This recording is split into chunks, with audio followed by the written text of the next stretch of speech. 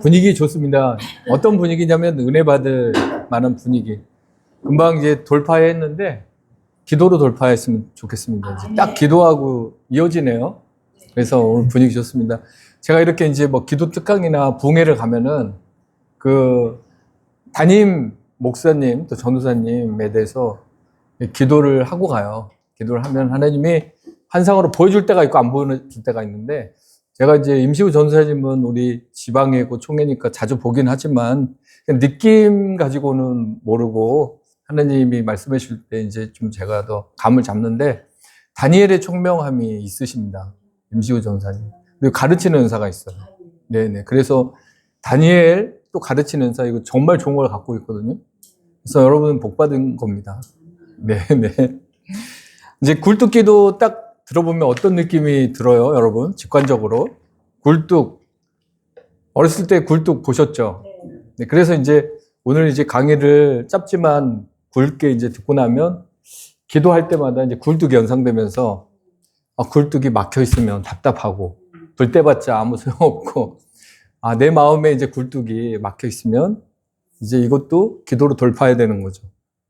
예수님의 보혈로 해서 굴뚝 청소를 쫙 하면 그 다음에 이제 불을 지피면 바로 위로 올라가잖아요. 그게 이제 하나님 보좌에 실시간으로 우리 기도가 올라가거든요. 그러면 이제 굴뚝이 정상화되고 불을 잘 지피면 이 온기가 구들장을 통해서 방 안으로 훈훈하게 가가지고 이제 따끈따끈합니다. 이게 응답이라는 거예요.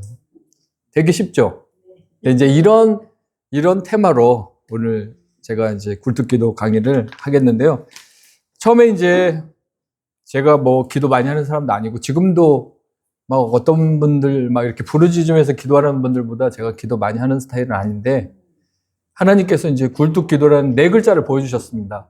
그래서 네 글자를 보여주셔가지고 이게 뭔가 보여줬으면 뭔가 뜻이 있겠지 생각하면서 또 기도하는 가운데서 이제 굴뚝기도가 탄생한 거예요.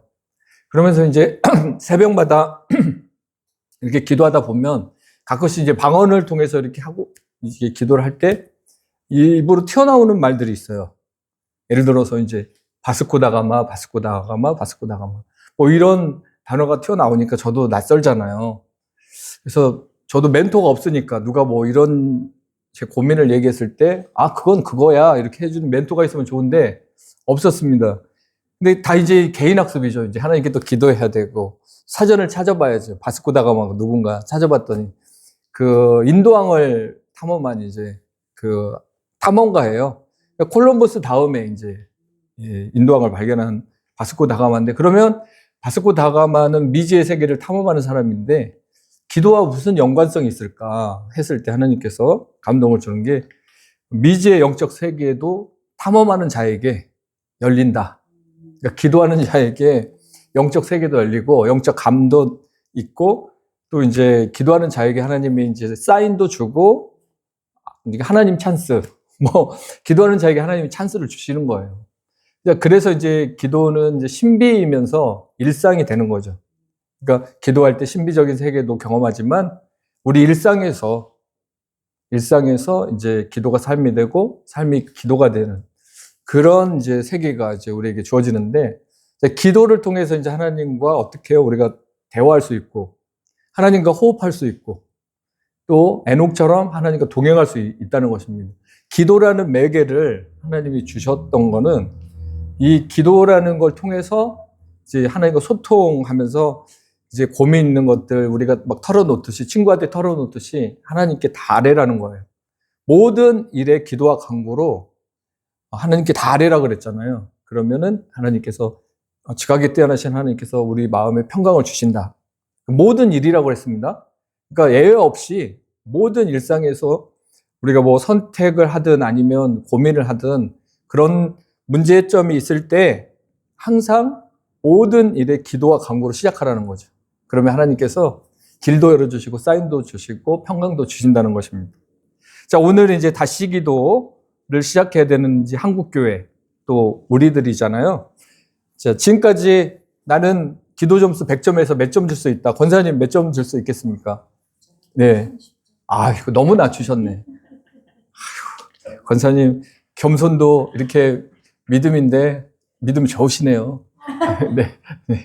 우리 조 집사님은 몇 점 줄 수 있겠습니까? 51점. 진짜 겸손하시다. 자, 그렇다면 오늘 몇 점 정도 더 끌어올리고 싶으세요? 만약 100점 만점에 내가 50점인데 오늘 기도 특강 듣고 내가 좀 끌어올려야 되겠다, 점수를. 몇 점 정도 끌어올릴 생각이십니까? 20점? 아, 그러면 어마어마한 거죠. 일타 기도 강사로서 제가 또 도와드리겠습니다. 우리의 신앙이 이제 얼마나 성숙했는지는 뭐 여러 가지를 태태보면 되는데, 제가 볼 때 리트머스 시험지로 봤을 때 기도, 우리 신앙이 성숙한 거를 리트머스 시험지에 이제 테스트했을 때 우리 기도를 보면 압니다. 기도 내용, 기도 자세, 기도 태도, 또 기도하는 삶을 보면 저분이 성숙한 신앙인인지 아닌지를 우리는 다 알 수 있습니다. 자, 그래서 이제 오늘 굴뚝 기도학교 훈련 이 시간을 통해서 다시 한번 이제 기도에 불을 지피고 답답한 건 다 청소해버리고 이제 실시간으로 하나님 보좌에 이제 우리 기도가 상달되는 그런 방법이 있잖아요. 그런 삶을 만들어 가보겠습니다.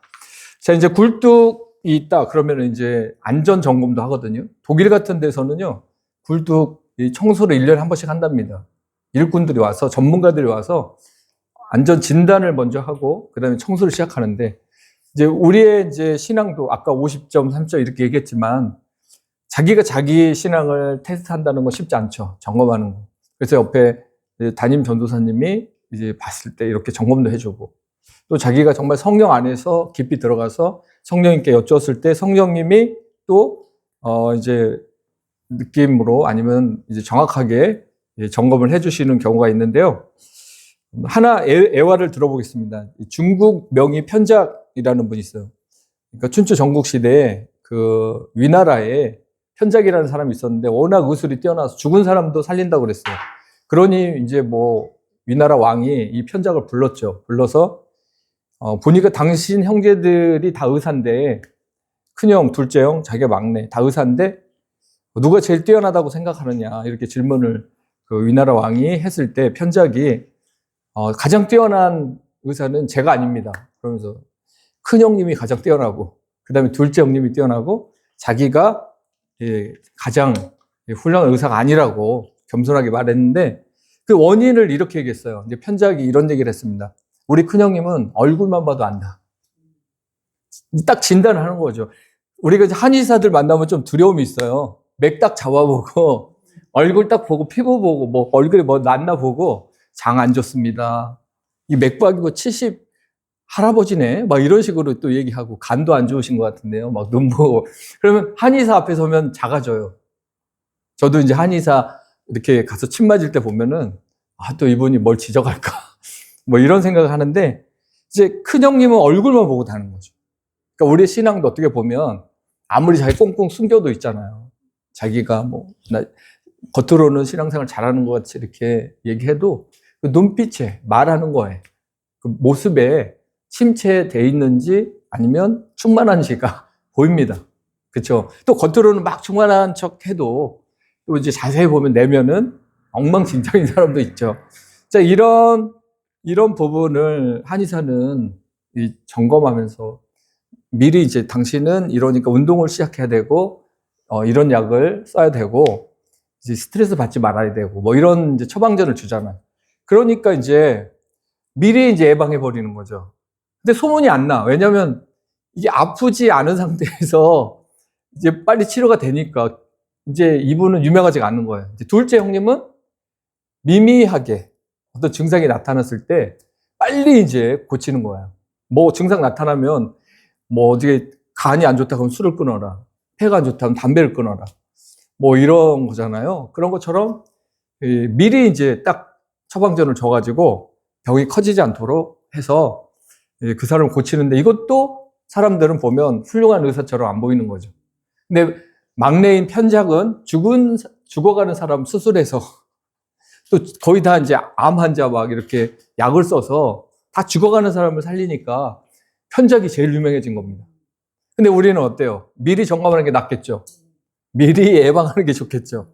이게 진짜 중요한 이 신앙인의 모습이거든요. 예방, 방어하는 모습이잖아요. 자, 마찬가지로 이제 기도도 그런 거예요. 기도도 우리가 기도하지 않았다. 그러면 갑자기 인간적인 본능적인 것들이 막 나타나기 시작하거든요. 은혜도 떨어지고 불평불만이 왜 나오고 또 허무주의가 막 밀려오고 뭐 사는 것도 재미없네 막 이런 얘기는 하고 있고, 그럼 이거를 아내가, 남편이 또 주위에 있는 믿음의 공동체가 발견을 하게 되는 거죠. 발견하게 되면 이제 처방전을 내려줄 수밖에 없죠. 우리가 깨어있으라고 주님이 말씀하셨으니까, 항상 기도하고 낙심하지 말라고 했으니까 다시 기도합시다. 그리고 다시 말씀 읽읍시다. 예배에 최선을 다합시다. 이제 하나님 나라가 이 교회 안에 임하잖아요. 그렇죠? 예배할 때마다. 근데 하나님 나라를 국경을 넘어가면은 국경을 넘어가면은 세상 나라가, 우리가 세상 나라를 만나잖아요. 여기서 딱 나가서 세상 나라 가서는 하나님 나라가 없는 거야. 세상 사람들한테 뭐 꿀리기 싫고 세상 사람한테 양보하기 싫고 그건 아니거든. 왜냐하면 우리가 세상에 나가서도 이 하나님 나라를 표현해야 돼요. 세상에 나가서도 하나님 나라를 이렇게 구현해야 되는데, 그러려면은 기도로 무장을 해야 된다는 거지. 그래서 국경을 이제 넘어가서 세상에 막 놀다가 다시 국경을 넘어서 교회로 와서 하나님 나라가 이런 거예요. 막 이러는 왔다 갔다 하는 그런 모습들이 우리 삶에 많아요. 저도 있었고요. 그래서 심지어는 이제 요즘에 기독교인 중에서 조울증 자가 너무 많습니다. 영적 조울증 환자. 금방 기뻤어. 말씀 들으니까 힘이 나네. 다시 현장에 가고 세상에 가니까 나는 혼자야. 나는 외로워. 그리고 난 희망이 없어.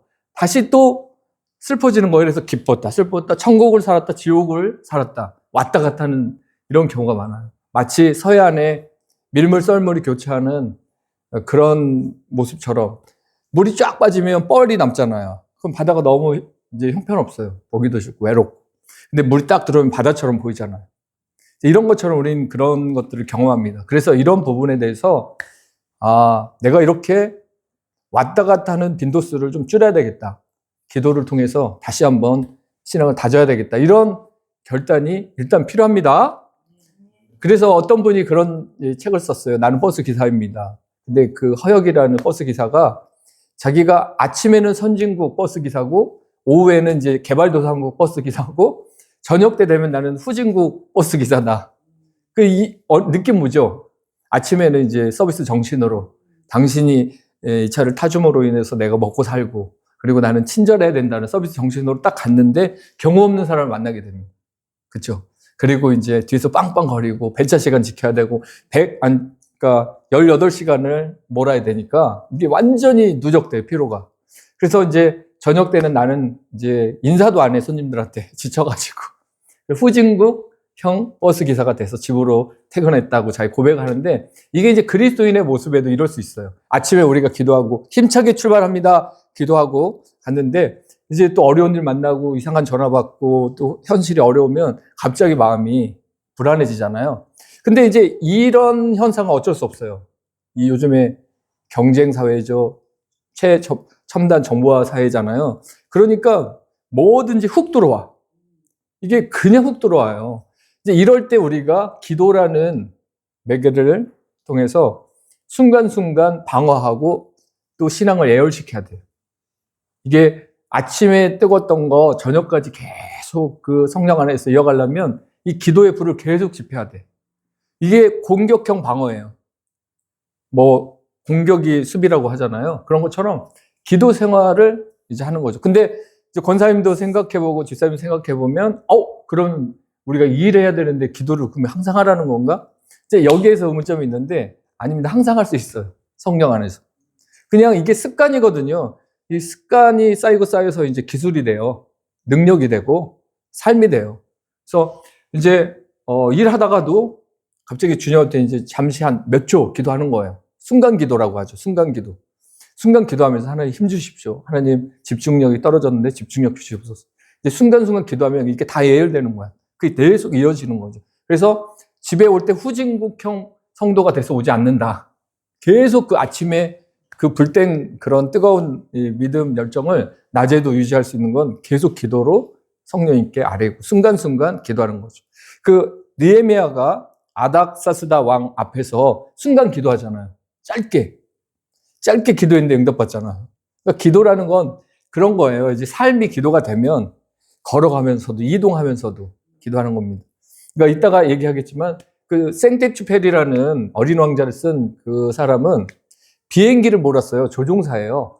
그 조종사인데 비행기에서 책을 썼대. 비행기에서 책을 읽었대. 집중력이라는 게 무서운 거죠. 그래서 저는 이제 이동하면서 항상 기도하니까 오늘도 이렇게 오면서 순복음 성원교회 성도님들 그리고 임시구 전사님에서 이제 이동하면서 기도하니까 이게 스케줄이 자연스럽죠. 여러분도 한번 해보세요. 오늘 스케줄 따라 이동하면서 내가 만나야 될 사람을 미리 기도하고 가는 거죠. 만나야 될 일들에서 하나님께 아뢰고. 그러니까 이게 자연스러운 거잖아요. 뭐 기획하지 않아도 움직이면서 순간순간 기도를 이어갈 수 있다. 이런 기도 패턴을 굴뚝 기도가 가르쳐 주고 있습니다. 자, 이제 점검이 왜 중요하냐면, 기도하지 않는 사람들의 이제 특징이 대부분 이제 비판적이고 부정적이에요. 그리고 환경은 크게 봐. 그리고 하나님은 작게 보는 거예요. 하나님은 보이지도 않는데 뭐 보이지 않는 손 어떻게 우리가 믿어? 이렇게 얘기하고 환경은 다 보이는데 뭐 이걸 피해갈 수 있을까? 대부분 기도하지 않은 사람은 믿음이 없으니까 현실주의가 됩니다. 현실주의자. 자, 그래서 기도의 삶을 다시 시작해요. 그래서 이 점검했을 때 혹시 내 안에 이 상처가 있는가? 이것도 살펴봐야 됩니다. 상처. 왜냐하면 이 상처는 쓴뿌리라고 해서 계속 신앙생활 하다가 이 쓴뿌리 때문에 시험 들기도 하고 남이 날 인정해주지 않으면 화나기도 하고 뭐 이렇게 해서 믿음으로 성장하는 과정에서 계속 걸려 넘어지는 이런 모습을 볼 때가 있거든요. 그래서 이제 혹시 내 삶의 어떤 고난이나 상처가 완전히 점검할 때 치유가 됐는지를 살펴보면서 그 부분을 예수님의 보혈을 의지해서 깨끗이 청소해버리면요, 이제 정말 좋은 그릇이 됩니다. 그냥 깨끗한 그릇에는 하나님 막 부어줘요. 은혜도 막 부어주고 기도할 때 감동도 주시고 좋은 사람들도 막 만나게 해줍니다. 근데 아직 준비가 안 된 그릇은 하나님 부어줘봤자 그게 준비가 안 돼 있으니까 인간적으로 쓰는 거예요. 축복을 받아도 인간적으로 쓰고 또 그렇게 갖는 거죠. 그래서 상처는 별이 된다는 말이 있는데 이 상처를 별로 만들어야 되고 이 상처가 병이 되는 게 아니라 약이 돼야 됩니다. 그래서 제가 침향 비유를 많이 얘기해요. 침향. 드셔보신 분 있을 수 있겠지만 이 침향은 뭐 베트남이나 인도네시아 이런 데서 나는데 아주 비쌉니다. 근데 그 나무, 침향 나무에 상처가 딱 생기면은 그 상처를 보호하기 위해서 수액이 나오는데 그게 이제 1년, 2년, 10년, 20년, 30년이 지나면서 굳어져 갖고 약이 되는 거예요. 아니, 상처가 됐는데 약으로 변했어. 우리도 이 고난과 상처가 병이 되면은 신앙도 성장하지 않고 교회에서도 문제가 생기지만 이 상처를 약으로 만들면 이 상처를 오히려 공감 능력으로 이렇게 만들면 얼마나 좋아요. 요즘에 그 음치 박치는 용서가 돼도 그 고난치 공감치는 용서가 안 된대요. 요즘 세상에. 그러니까 음치 노래 못 부르고 뭐 이런 부분은 그냥 다 용서가 되지만 고난치, 공감치는 고난의 아픔을 겪는 사람을 이해를 못한대. 공감을 못한대. 저분이 얼마나 아플까? 저분이 얼마나 힘들까? 근데 이런 게 능력이거든요. 그리스도 안에서. 근데 이런 걸 전혀 못 느끼는 사람은 이제 사회생활 하기가 참 힘듭니다. 또 교회 안에서도 정말 힘들어요. 자, 이런 부분을 점검했고, 자, 이제 기도할 때 내 기도 어떤 내용을 한번 살펴볼게요. 나는 정욕으로 기도하는가, 하나님의 영광을 위해서 기도하는가가 아주 중요합니다. 아까 기도 30점, 50점 뭐 이렇게 했는데, 기도 내용 너무 중요하죠. 그래서 야고보서 4장 3절, 구하여도 받지 못함은 정욕으로 쓰려고 잘못 구하기 때문에. 근데 기도는 많이 해. 근데 그 내용 자체가 하나님이 기뻐하지 않는 자기의 유익과 자기 먹고 사는 것과 자기 편에 하나님을 끌어들이는 그런 기도죠. 자, 이런 기도는 해봤자 시간 낭비다. 그러나 그를 향하여 우리가 가진 바 담대함이 이것이니 그의 뜻대로 무엇을 구하면 들으심이라. 그러니까 하나님의 영광을 위해서 하나님 뜻대로 기도를 하면은 그냥 자연스럽게 하나님께서 응답해 주시는데 내가 나의 어떤 영광을 위해서, 나의 성공을 위해서 계속 기도하는 것은 바람직하지 않다. 이 기도를 한번 체크해 봐야 되고요. 믿음 없이 의심 속에서 기도하는 것, 이것도 하나님이 하지 말라는 기도 중에 하나입니다. 그러니까 의심하는 사람은 그 바다에 물결치는 그 파도가 막 밀려가잖아요, 바람에. 그런 것처럼 정함이 없고 의심하면서 기도하는 것은 응답조차 없다. 그래서 나는 기도할 때 믿음으로 기도하는가, 살아계신 하나님을 확실히 믿고 하나하나 교회 문제든 나의 개인적인 문제든 믿음으로 하나님께 기도하는가를 잘 봐야 됩니다. 그리고 진정성 있게 기도하고 있는가를 체크해 봐야 돼요. 왜냐하면 마태복음 6장 7절에 중언부언 기도가 나옵니다. 중언부언, 말을 많이 해야 하나님이 듣는다. 믿음은 없이 말은 많이 하는 거예요. 그러면 이게 중언부언 기도가 되고, 또 외식하는 기도가 있었어요. 자, 외식하는 기도도 주님이 하지 마라 그랬습니다. 그리고 죄 속에 살면서 기도하고 있는 것도 체크해야 됩니다. 시편 66편 18절에 내가 나의 마음에 죄악을 품었더라면 주께서 듣지 않는다. 그러니까 듣지 않는 기도가 나오는데요. 그러니까 마음에 죄악을 품고 막 기도하는 거예요. 그러면 그 기도가 하나님께 올라간다, 안 올라간다? 네, 꺾이는 거죠. 자, 이제 이 부분 했으니까 이제 좀 달리겠습니다. 자, 구르는 돌에는 이끼가 끼지 않는다라는 속담 들어보셨죠? 구르는 돌에는 이끼가 끼지 않습니다. 여기에다가 저는 다 이렇게 적용해 보라는 거예요. 구르는 돌에는 이끼가 끼지 않듯이 기도하는 사람에게는 근심이 끼지 않는다. 불안이 끼지 않는다. 아픔이 끼지 않는다. 두려움이 끼지 않는다. 그러니까 계속 우리는 기도해야 됩니다. 네네. 그래서 항상 기도하는 사람에게는 이같이 이물질이 낄 수 없어요. 그리고 낙심 바이러스가 한 길로 왔다 7길로 도망가죠. 저는 이제 누가복음 18장 1절에 항상 기도하고 낙심하지 말라는 주님의 비유를 정말 좋아합니다. 그래서 항상 기도하면 낙심하지 않는다. 낙심 산맥이 있어요. 낙심 산맥을 넘어야 되거든요. 기도로 넘어야 되는. 우리는 살다 보면서 이제 살다가 산을 넘었는데 또 산이 나오고, 다윗 같은 경우 광야를 지났는데 또 광야가 나오고, 이 동굴을 겨우 벗어났는데 이제 시온의 대로가 열어지겠지 했는데 또 다른 동굴이 나오고, 계속 사울을 피해서 10년 넘게 도망치잖아요. 10년 넘게 고생하잖아요. 사선을 넘잖아요. 자, 이런 항상 그런 고통이, 그런 삶에 있었지만 다윗은 기도를 놓지 않았죠. 항상 부르짖었다고 나오거든요. 그 부르짖는다는 그 원어적 표현이 짜크라는 단어의 의미가 있는, 짜크라는 그 원어는 이런 거예요. 살려주세요. 외마디, 비명 같은 거죠. 살려주세요. 이런 기도 해봤어요? 저는 해봤어요. 뭐 당장 죽을 정도는 아니었지만, 아니 하나님 앞에 표현하는데 좀 리얼하게 해야지. 주여만 하면 뭐예요? 살려주세요 이렇게. 그러니까 더 그 하나님께 기도하는데 저도 감동이 되더라고요. 이왕이면 내가 가장 어려움에 처해 있고 내가 가장 힘들다는 거를 표현하는 게 좋겠다. 살려주세요. 이런 기도 한번 해보세요. 근데 우리가 이제 먹고 살 게 없어서 살려주세요 이런 거보다는 죄악이 막 따라오니까 주님하고 같이 가려고 하는데 유혹의 손길이 너무 이쪽 저쪽에서 오니까 살려주세요 주님. 제가 그런 것들 가지치게 할 수 있게 해주세요. 막 이렇게 기도하는 게 하나님 보시기에는 귀엽고 예쁜 거예요. 근데 그러면서 속으로 그냥 어떡하지? 이런 사람은 발전이 없습니다. 그냥 외치세요. 우리 외칠 때 집중력이 생겨요. 우리는 묵상하잖아요. 그러면 정말 별 생각이 다 들어옵니다. 하루에 사람이, 예민한 사람은 10만 가지 생각한대요. 그래서 5만 가지 걱정한다는 게 과학적으로 맞습니다. 그래서 보통은 5만 가지, 그리고 생각이 좀 덜한 사람들, 단순한 사람은 3만 가지 한답니다.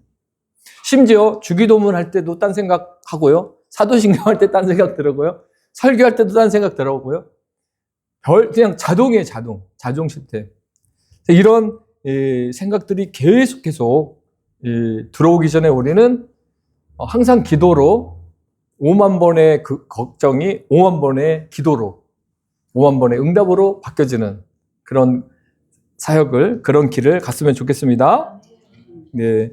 자, 성령님과 동행하는 이 기쁨이 정말 중요해요. 그래서 저는 이제 항상 불을 지필 때 항상 기도를 할 때 어떤 식으로 해야 항상 기도를 일상 속에서 할 수 있는가를 오늘 이제 마지막으로, 이거 완전히 압축한 겁니다. 지금 압축한 거예요.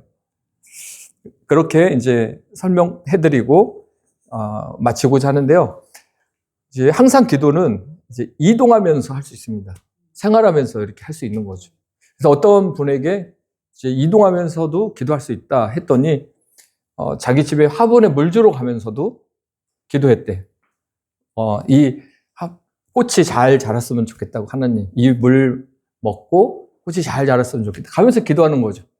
이제 그런 습관이 이제 하나씩 만들어지기 시작하면 걸어가면서, 시장 가면서, 버스 정류장 앞에서, 운전하면서, 아까 생택시 페리라는 사람은 비행기에서 책을 읽고 책을 쓰는데, 하물며 우리가 눈 뜨고 운전하면서 얼마든지 그 옆에 누가 있으면요, 이렇게 거긴 고요하지 않거든요. 근데 차 속은 고요하잖아요. 혼자 운전을 하잖아. 시내산이야, 시내산. 제일 고요한 곳이에요. 하나님과 독대할 수 있는 장소에 딱 안전벨트 하고 그냥 가면서 막 기도하는 거죠. 이런저런 얘기 다. 뭐 하나님은 야, 너 기도할 때 서론 본론 결론을 똑바로 해. 이렇게 안 합니다. 하나님은 그냥 우리의 생각도 다 아시고 우리 형편을 아시기 때문에 그냥 우리가 이렇게 기도하는 그 자체로 기뻐하시고 그 내용들을 오히려 AI가 다 막 정리하듯이 하나님도 내용을 다 정리해서 알아서 들으세요. 어차피 다 알잖아요. 그러니까 너무 막 격식 차리고 하나님 앞에 계속 내가 이렇게 서론에서 본론으로 기도가 안 되네 이러지 마시고 그냥 있는 그대로 이제 차 안에서 기도하시고, 이제 방언하시는 분들은 계속 방언으로 하면 영이 계속 이제 기도하는 거죠. 그렇게 기도하다 보면 그 영적인 세계가 발달돼요. 계속 발달되거든요. 발전 안 시키면, 개발 안 하면 계속 그 정도인데 계속 기도하고 하다 보면요, 성장합니다. 이게 이제 영적 원리더라고요. 자, 이제 항상 기도하는 이 삶을 말하기 전에 이제 원리 하나만 얘기하겠습니다. 만약에 쉬지 말고 기도하라는 이 말씀을 이렇게 목사님도 그렇게 순종하고 있습니까? 쉬지 말고 기도하고 있습니까? 하면 그분이 이제 말하는 질문은 이거야. 계속 기도하고 있냐 이거지. 근데 저는 그런 식으로 쉬지 말고 기도하라는 이 내용을 그런 식으로 해석하지 않아요. 어떤 의미냐면, 자, 예를 들어서 아버지가 자식 불러서, 결혼한 자식들을 불렀어요. 그리고 이제 이런 얘기를 합니다. 자식들 딱 앉혀놓고. 아빠는 너희들을 이렇게 결혼시키기까지 쉬지 않고 달려왔다. 이런 얘기 할 수 있잖아요. 쉬지 않고 일했다. 근데 아버지가 쉬지 않고 일했나요? 그냥 자세히 이렇게 들어가 보면 휴가도 가고 또 일요일날 쉬기도 하고 또 뭐 월차도 내고 막 하면서 다 쉬면서 이제 일했잖아요. 근데 말할 때는 어떻게 얘기했어요? 네, 쉬지 않고 나는 일해왔고 달려왔다. 근데 그거를 누가 아니라고 할 사람 없잖아요.